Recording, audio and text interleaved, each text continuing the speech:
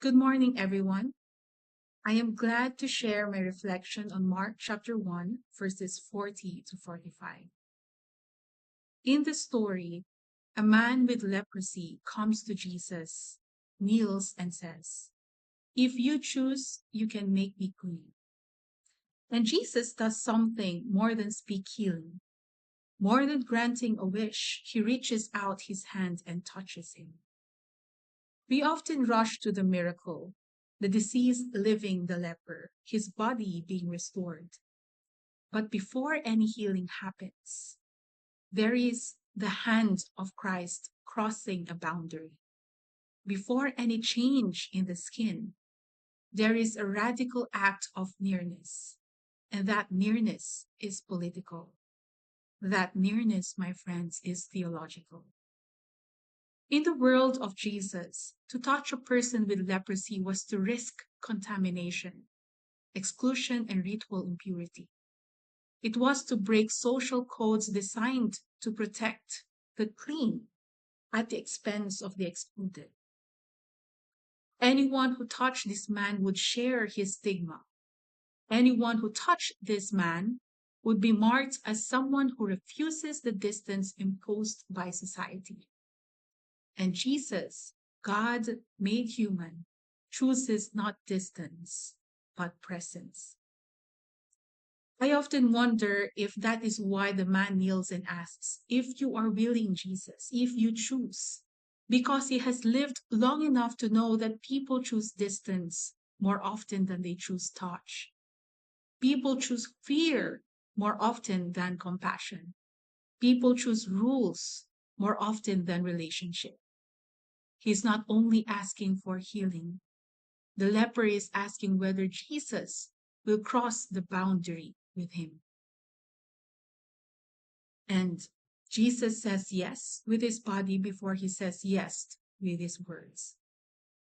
Touch in this story is not simply a physical gesture. Again, it is a deeply theological and political act. It is an act that disrupts systems. It announces that God's compassion is not afraid of contamination.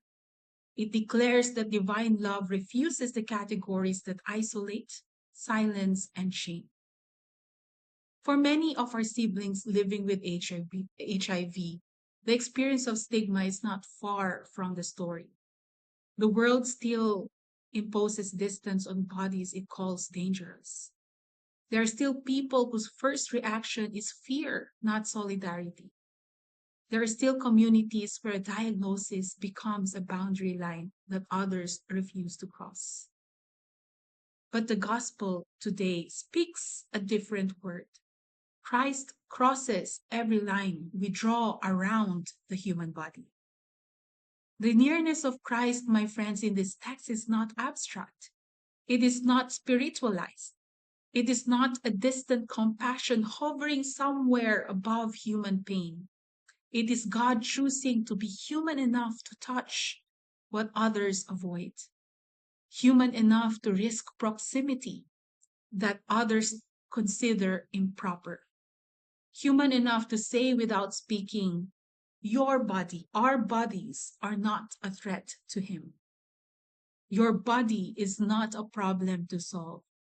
Our bodies are the very sites where God desires to be close." For people living with HIV, this story is not a metaphor. It is a promise. The promise that Christ draws near even when others step back. The promise that nothing about their diagnosis separates them from the love of God made flesh. The promise that the body, every body, is a sacred site where God's steadfast love rests. And for us, the followers of Jesus, those who claim to love him and follow his ways, the story is an invitation to practice a theology of nearness, to understand that compassion is not passive, solidarity is not distant. There are touches that heal not because they change the body's condition, but because they dismantle the shame placed upon it. There are touches that proclaim a new reality. You are not alone. We are not alone. We are not unclean. We are not outside the circle of God's embrace.